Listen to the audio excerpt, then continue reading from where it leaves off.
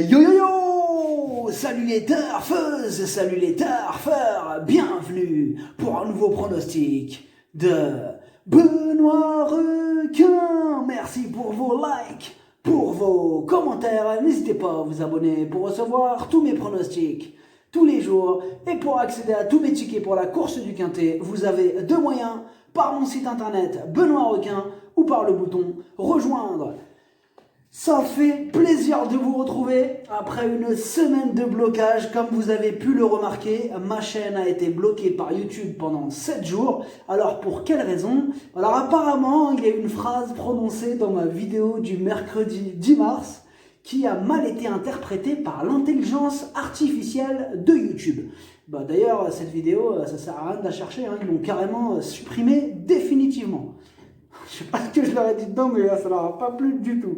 Ok, alors dans ces cas-là, on peut faire appel si l'on pense que c'est une erreur. Hein. Bon, c'est d'ailleurs ce que j'ai fait. Mais alors, sachez un truc, quand vous faites appel, ils sont longs à vous répondre, mais c'est un truc de fou. Alors en revanche, comment ils sont archi rapides pour vous bloquer. Waouh, ça prend 2 minutes. Le blocage, c'est vitesse lumière. C'est vitesse lumière. Alors. Oui, c'est ça, c'est ça le progrès, comme on dit, c'est la technologie. Eh oui. Alors c'est bien la technologie, mais comme vous voyez, il y a aussi les inconvénients de cette technologie. Alors moi, j'ai pas compris, moi. Oui, je me lève tranquille le samedi 13 mars, donc c'est donc le matin, petit café, et je vois un petit mail de YouTube. Je me suis dit quoi, le petit mail? Je me suis dit, c'est pour me dire félicitations pour vos 50 000 abonnés, parce que c'est arrivé le même jour, le mail. Je me suis dit, bon, c'est un petit message de sympathie. La journée commençait bien, pourtant, on est d'accord. Ah oui. Et là, je vois quoi? Le message de YouTube, il était écrit en rouge. Vous ne pouvez plus mettre de vidéo pendant 7 jours. J'ai fait quoi? En tout cas, ok, d'accord. Bon, enfin bref, on va faire du bref, c'est passé, c'est comme ça. En tout cas, ça m'a fait vraiment plaisir de vous retrouver. On a continué à discuter en commentaire, vos messages m'ont vraiment fait plaisir. D'ailleurs, j'ai continué à vous donner mes pronostics en commentaire et les tickets, bien sûr, sur mon site internet pour les membres.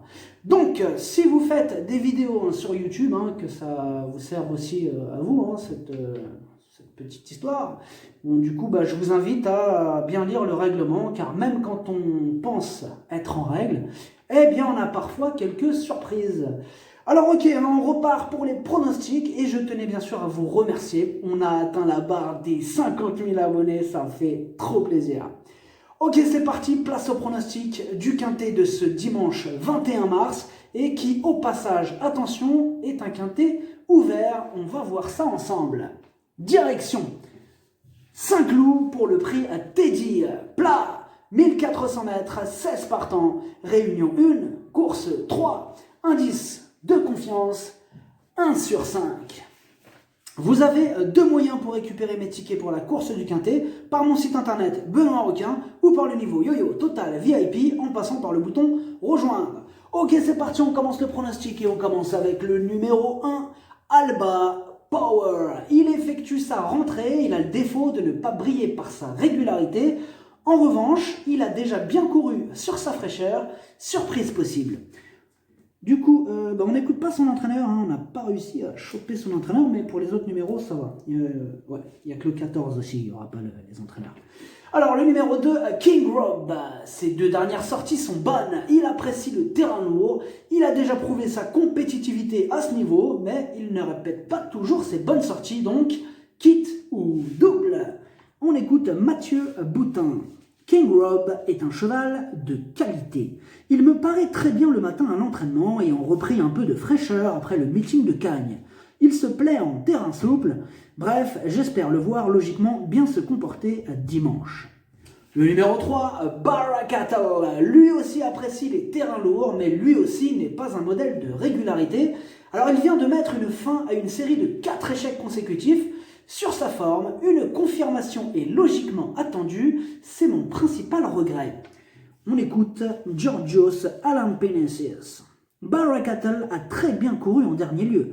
Il est bien d'état et c'est un bon engagement. En effet, il aime la corde à gauche, la distance proposée et le gazon bien souple, je compte sur lui. Le numéro 4, L'Arno, il a lui aussi le gros défaut de ne pas répéter ses bonnes sorties. Il a pourtant déjà fait ses preuves à ce niveau et puis il apprécie aussi les terrains lourds. Mais comme d'habitude avec lui, ce sera tout ou rien. Et on écoute Mathieu Boutin. L'Arno est un bon vieux serviteur. On ne le présente plus dans ce genre de course. Il est réputé très à l'aise en terrain souple, voire lourd. Il était plus connu autour des 1200 mètres par le passé, mais avec le temps, je le préfère sur plus long. Sachez enfin que le matin, il me paraît très bien. Le numéro 5, Alifon. Il effectue une rentrée et il reste sur un échec. Alors à noter que cet échec, il est arrivé juste après une lourde pénalisation pondérale. Bon alors là, il joue la carte de la fraîcheur et il aime les terrains lourds. Il peut frapper un grand coup pour son retour avec le très en forme Pierre-Charles Boudot sur le dos. Et on écoute Francis-Henri Graffard. Alifon s'était un peu enlisé à Compiègne en fin de saison. On lui a donné du temps et il a bien hiverné. Il me paraît bien. Les 1400 mètres de Saint-Cloud devraient lui convenir. Maintenant, il avait été pénalisé pour sa victoire du Quintet. J'espère qu'il va rester compétitif à cette valeur. Le numéro 6, House of Kings.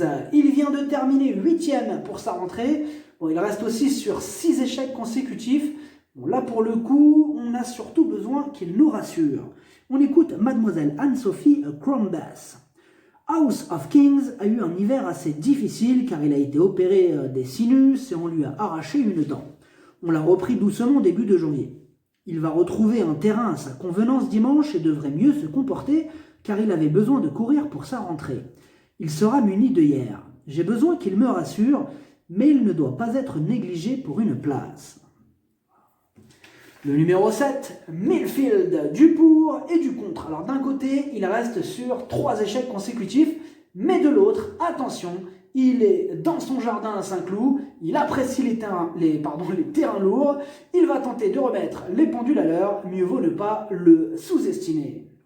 Et on écoute David Smaga. Millfield est un concurrent bien connu à ce niveau. Il n'a pu s'illustrer ces derniers temps, c'était sur la fibrée. C'est un cheval confirmé sur des pistes en gazon bien souples. Il devrait être dans son élément ici. Le matin, tout va bien pour lui. J'espère le voir reprendre le cours de ses bons résultats ce dimanche. Le numéro 8, Red Torch. Il a hérité d'un bon numéro et il n'a plus à faire ses preuves à ce niveau de compétition. Il y a de la revanche dans l'air. On écoute Henri-Alex Pantal. Red Torch reste sur une bonne performance où cela s'est malheureusement mal passé pour lui. J'espère que le terrain ne va pas être trop lourd, c'est surtout ça qui me préoccupe. Le numéro 9, 1000 sabords. La régularité ne fait pas partie de ses principales qualités. Il a pourtant déjà fait ses preuves à ce niveau. Il est à l'aise aussi en terrain lourd, mais comme d'habitude avec lui, ce sera kit ou double. On écoute Sébastien Maillot. 1000 sabords était certainement dans un jour sans, car il n'a pas accéléré comme souhaité dans la phase finale. Bon, il nous en dit pas beaucoup, mais bon. Le numéro 10, Bonarda. Elle donne toujours son maximum en compétition. Alors ces derniers temps, elle est régulière. Elle a fait ses preuves à ce niveau et ainsi qu'en terrain lourd. Elle va défendre charmant ses chances. On écoute Mathieu Boutin. Bonarda évolue très bien avec le temps. Elle est pleine bourre et a beaucoup progressé. Elle est désormais plus facile à gérer. Elle évolue dans le bon sens et vieillit bien, un peu comme son compagnon de boxe, Chef, oui chef. J'espère que YouTube va pas me censurer pour quand j'ai dit elle est pleine bourre. C'est Mathieu Boutin qui l'a dit, c'est même pas moi en plus. Ah bah ouais, quand même. Pas me manger encore une semaine. Le numéro 11, Écolo. En 8 courses, seulement 2 fois à l'arrivée. Sa marge se réduit ce dimanche. Il n'aura pas le droit à l'erreur pour espérer se mêler à l'emballage final.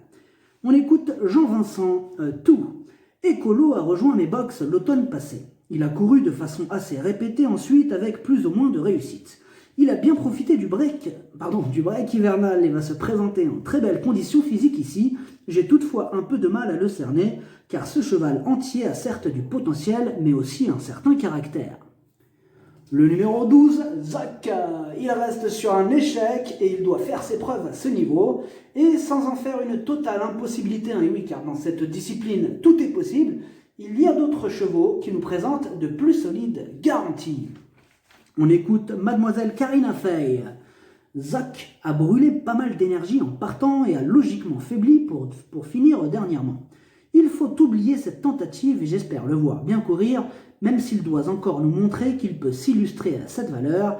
Sur ce qu'il me montre le matin, je pars avec quelques ambitions. Le numéro 13, Brouillard. Il vient de prouver sa compétitivité au niveau qui nous intéresse. Il a déjà gagné en terrain très lourd, malgré son numéro. Il va en faire souffrir plus d'un sur sa route. Et on écoute Théo Bachelot. Brouillard a pu rapidement se retrouver en bonne position. Nous ne sommes pas allés trop vite et lorsque j'ai pris la tête, j'ai pensé l'emporter, mais le gagnant est venu nous battre sur une pointe. Le numéro 14, Issingeau. On ne peut pas dire qu'il brille par sa régularité. En 9 courses, 3 fois à l'arrivée, il a hérité d'un bon numéro, il a déjà brillé en terrain lourd, il sera piloté par le talentueux Stéphane Pasquier. Attention à lui. Le numéro 15, Mademoiselle Karina Fey. Qu'est-ce que je raconte? Non, le numéro 15. Pardon, n'importe quoi. Le numéro 15, c'est Love Dream. Bah oui, c'est pas Mademoiselle... on est d'accord. Le numéro 15, Love Dream. Il vient de terminer 7ème le jour de sa rentrée. Des progrès sont attendus sur cette sortie. Avant ça, il faisait l'arrivée de toutes ses courses. Il y a de la revanche dans l'air. Et là, on écoute Mademoiselle Karina Fey. Love Dream vient d'effectuer une bonne reprise de contact avec la compétition. Je trouve que cette course lui a fait beaucoup de bien et se présentera dans de bonnes dispositions pour cette épreuve. Maintenant, cela reste une deuxième sortie après une longue absence, mais le matin, tout est OK. Le numéro 16, Elwind. Elle vient de terminer 3ème pour sa rentrée. Bon, d'ailleurs, avant ça, elle a enchaîné les 3e places. Elle avait échoué auparavant au niveau qui nous intéresse. Elle retente sa chance, mais elle a quand même tout approuvé dans cette catégorie. Mais elle intéressera les amateurs de champ réduit. On écoute Alessandro Botti. Elwind a effectué une bonne rentrée sur la PSF en dernier lieu. Je pense que le gazon souple ne va pas la déranger. Le lot est un peu plus relevé cette fois-ci, mais j'espère que cela va aller. Elle est bien et il faut tenter. C'est un test pour savoir si elle peut être compétitive à ce niveau. Le pronostic, ça donne 13, 10, 7, 14, 5, 8, 2, 15, cheval de complément le 3, si jamais il y a un autre nom partant et ça peut arriver, le 9. Merci d'avoir suivi cette vidéo, n'hésitez pas à vous abonner pour recevoir tous mes pronostics tous les jours et pour accéder à tous mes tickets pour la course du Quintet, vous pouvez passer par mon site internet Benoît Requin ou par le bouton rejoindre sur le niveau Yo-Yo Total VIP, à jouer avec modération. Bonne chance, chopez-le moi, ciao.